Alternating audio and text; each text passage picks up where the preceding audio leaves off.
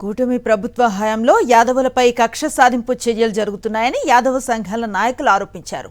వాసు యాదవ్ సనిల్పై తప్పుడు కేసులు నమోదు చేసి వేధిస్తున్నారని మండిపడ్డారు. జేబీ శ్రీనివాస్ యాదవులను కించపరిచేలా వ్యవహరిస్తున్నారని ఆరోపిస్తూ తిరుపతిలో భారీ ర్యాలీ నిర్వహించారు. వాసు యాదవ్పై నమోదైన కేసులు వెంటనే ఉపసంహరించుకోవాలని, సీసీ ఫుటేజ్ను పోలీసులు విడుదల చేయాలని డిమాండ్ చేశారు. డిమాండ్లు పరిష్కరించకపోతే పెద్ద ఎత్తున ఉద్యమాన్ని చేపడతామని యాదవ సంఘాల నాయకులు హెచ్చరించారు.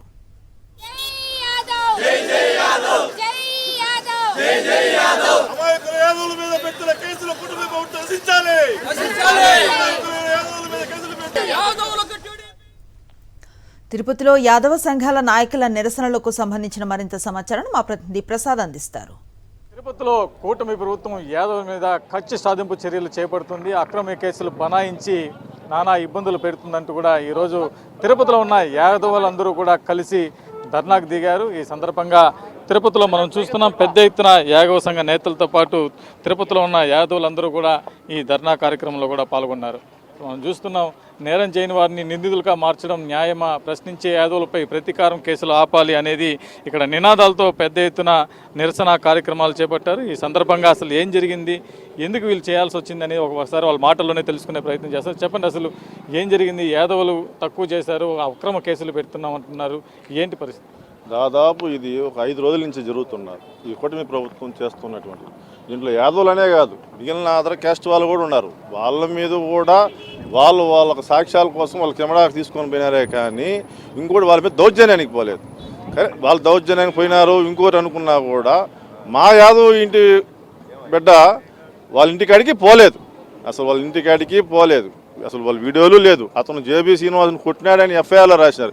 జేబీ శ్రీనివాసుని కొట్టుంటే వాళ్ళ మనుషులు అంతమంది ఇంట్లో ఆ మనిషిని పట్టుకొని ఉండొచ్చు మా వాసు యాదవ్ని.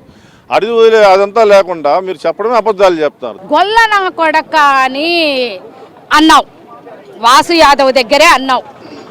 గొల్ల నా కొడక అని దానికి నువ్వు జేబీ శ్రీనివాస్ యాదవులు మొత్తం తిరుపతిలో ఎంతమంది ఉండారో అంతమంది క్షమాపణ చెప్పాలా. ఇకపోతే సునీల్ నీకు సంబంధించిన వ్యక్తే కదా, నీకు కాపు కులానికి సంబంధించిన వ్యక్తే కదా. సునీల్ ఆయన కొట్టినావు, కొట్టి చొక్కా చించేసి గుండెల మీద పిడుగుద్దులు గుద్ది ఎక్కడ బుద్ధిపుడితే అక్కడ కొట్టి రక్తం చిందించి ఆ చొక్కాని ఇప్పదీసి పక్కన పెట్టి ఏరో చొక్కాని ఇచ్చినావు. జేబీ శ్రీనివాస్, ఇది తెలుసుకో ఫస్ట్. ఎప్పుడో యాదవుల్ని నా కొడకల్లారా గిడకల్లారా అనేసని నోటికొచ్చినట్టు మాట్లాడినావు.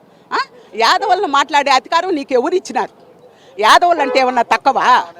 ఏమనుకో, ఎవడిచ్చినాడు నీకు? యాదవులు అనుకుంటే నువ్వు ఎక్కడుంటావు? నువ్వు రకరకాల కేసులు, అమ్మాయిలు సస్తా ఉన్నారు అన్యాయంగా, డ్రగ్స్ తీసుకొని చంపేసే వాళ్ళ దగ్గర అంతా ఈ గవర్నమెంట్లోనే, ఈ ప్రభుత్వంలోనే. అటువంటి వాళ్ళు ఎదుర్కోవడంలే ఈ అక్రమ కేసులు పెట్టే వాళ్ళని ఎత్తున పెట్టుకుంటా ఉన్నారు, కేసులు తీసుకుంటా ఉన్నారు. పోలీస్ వ్యవస్థ కూడా అక్రమ కేసులు తీసుకుంటే మిమ్మల్ని కూడా వదలవని హెచ్చరిస్తా ఉన్నాం మేము. అనేక మంది మీదుగా కూడా రాజకీయ నాయకులు కాకుండా రౌడీలా ప్రవర్తిస్తున్నాం, ఇప్పటికైనా మారాలి. కాణిపాకంలో సత్య ప్రమాణకంగా చేసి నీ మీద దాడి చేశారని చెప్తే మేము మీకు క్షమాపణ చెప్పడానికి సిద్ధంగాను. అలా కాకపోతే మీరు యాదవులందరూ కూడా క్షమాపణ బేషరతుగా చెప్పాలని కూడా డిమాండ్ చేస్తున్న పరిస్థితి ఉంది. వీడియో జర్నలిస్ట్ ఎల్లయ్యతో ప్రసాద్, సాక్షి.